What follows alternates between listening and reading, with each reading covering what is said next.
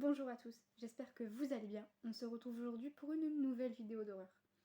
Et cette vidéo, elle me tient à cœur parce que c'est l'une de mes histoires paranormales favorites. Du coup, je vais vous conter ça avec la plus grande passion possible. Nous allons aujourd'hui parler d'Estefania Gutiérrez Lazaro.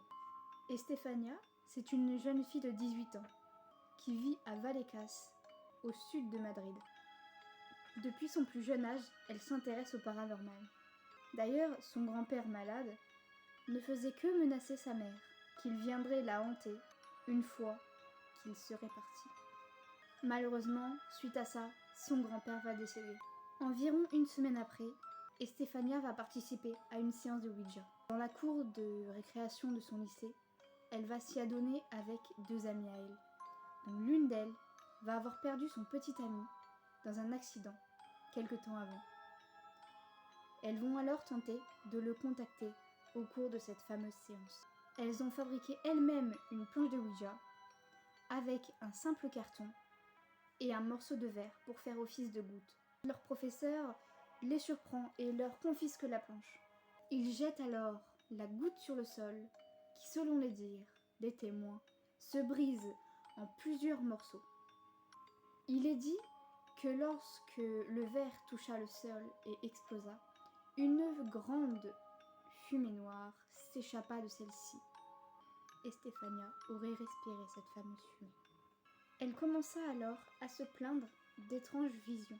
Elle commença à raconter à ses parents que la nuit, de grandes silhouettes noires venaient la voir. Elle aurait aussi dit que ces fameuses entités l'encerclaient, tenant par la main et en lui murmurant « Viens avec nous ». Estefania développe alors des crises de colère. Sa mère rapporte que sa fille devenait très agressive, sans aucune raison, en perdant le contrôle d'elle-même.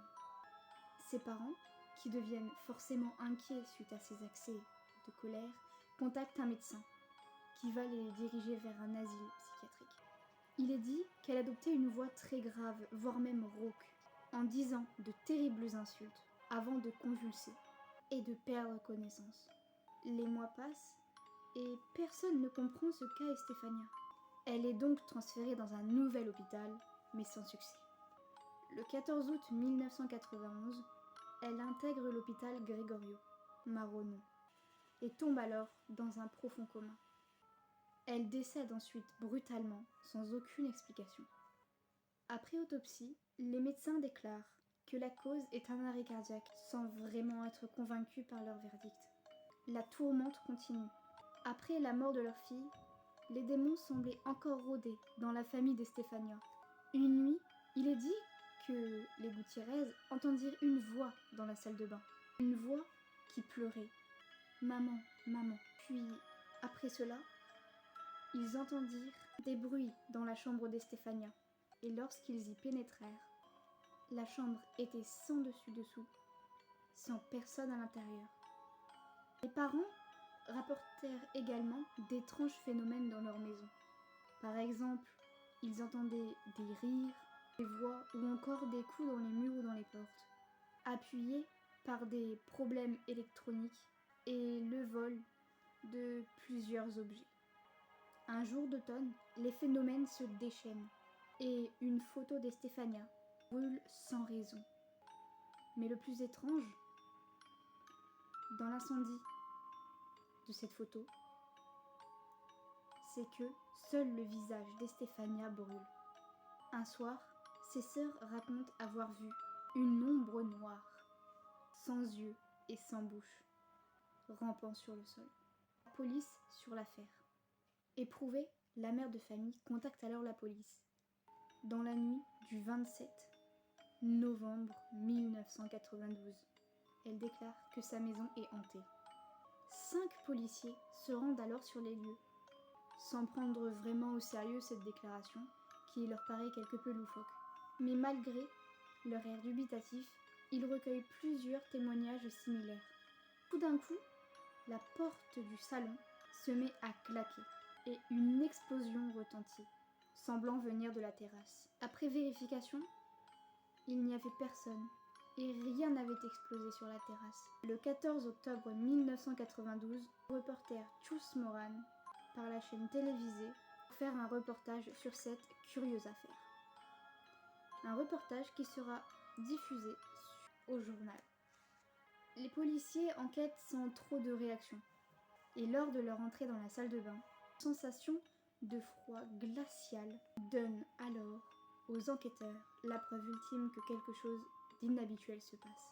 Ils quittent ensuite la maison, redevenus parfaitement calmes. En 2006, l'épisode d'une série télévisée a été tourné dans l'appartement des Gutiérrez. Lors du tournage, l'équipe enregistre alors des voix qui semblent dire « Je ne peux pas ». Laisse-la, elle est folle. Attention, nous n'avons pas commencé. Et c'est ainsi que se termine l'histoire de Estefania Gutiérrez, qui est une histoire affreuse. Franchement, ce qui lui est arrivé, c'est horrible. Moi, c'est dans ces cas d'histoire-là où il y a des preuves, parce que la photo d'Estefania qui brûle en plein milieu de son visage, je ne suis pas sûre que sa famille aurait fait ça, alors qu'ils venaient de perdre leur fille et que cette photo avait été prise quelques jours avant sa mort. Enfin, quelques moments avant sa mort, parce que elle était à l'hôpital. Du coup, voilà. C'est le genre d'histoire qui me fait croire qu'il est possible qu'elle soit totalement vraie. Parce que, bon, après, totalement, il y a certains détails qui peuvent être, disons, exagérés ou quoi que ce soit, comme une fumée noire qui se dégage du verre. Je ne pense pas qu'il y aurait eu de la fumée noire, personnellement, d'après mon expérience. Il n'y a pas de fumée quand il y a des choses comme ça, c'est plutôt un vent ou quelque chose comme ça. Donc voilà, mais cela ne change en rien que ce qui est arrivé à cette pauvre fille est terrible et que c'est vraiment, c'est triste. En plus, sa famille qui a vécu des choses derrière elle, c'est encore plus terrible parce qu'on se dit que la chose qui était là, elle n'est pas partie en fait. Et que, moi dans ma croyance, moi je crois au paranormal et dans toutes ces choses-là, vous le savez maintenant que si vous regardez ma chaîne. Moi je crois à tout ça et le fait est que déjà jouer au Ouija c'est quelque chose que je vous conseille pas, genre ne jouez pas à ça, vraiment c'est, même s'il n'y a rien de qui vous arrive ou quoi que ce soit, vous pouvez ouvrir des choses ou provoquer des choses et vous pouvez pas les contrôler. Alors si vous voulez pas qu'il vous arrive quelque chose, ne jouez pas à ça. C'est vraiment un conseil que je vous donne. Ne jouez pas à ça, c'est vraiment le seul conseil que je peux vous donner. Ne jouez pas au Ouija.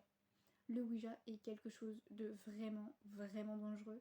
Parce qu'on peut ouvrir des portails à certaines entités qui ne doivent pas être dans ce monde. Parce que certaines entités ne sont pas forcément mauvaises. Parce que entité, on pense beaucoup que c'est péjoratif. Mais il y a des entités négatives et positives. Enfin, positives, on va dire neutres.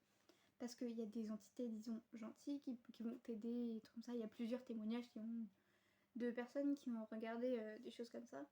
Et en fait, à l'intérieur, ils disaient ne jouez pas à ça, c'est dangereux. Bref, ça fait partie de la catégorie des gentils. Mais si vous tombez sur un méchant, bonne chance à vous. Et puis, bon courage.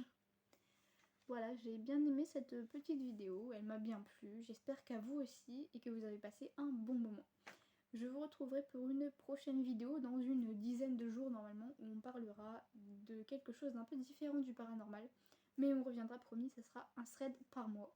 Et on va faire un thread par mois et on va faire une autre vidéo sur un sujet un peu à côté. C'est à ce moment-là que je vous quitte. J'ai été ravie de vous faire cette vidéo. Bonne journée, bonne soirée, bon courage et plein de bisous.